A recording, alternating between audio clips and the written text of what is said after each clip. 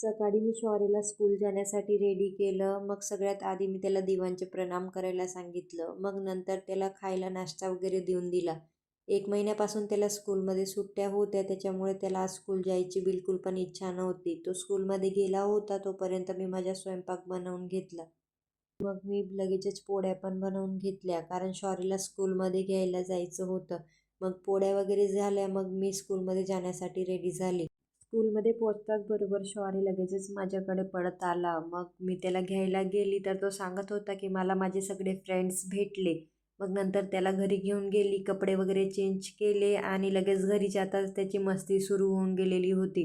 तो पलंगवरून खाली वरती कुदत होता. त्याला हेअरकट करायला घेऊन जायचं होतं, म्हणून मी त्याला सगळ्यात आधी खाऊ घालून दिलं आणि मग आम्ही हेअरकट करायला घेऊन गेलो. तिथं तो खूपच शांत बसला होता आणि छान हेअरकट करत होता. मग नंतर मी घरी येऊन त्याची अंघोळ वगैरे केली.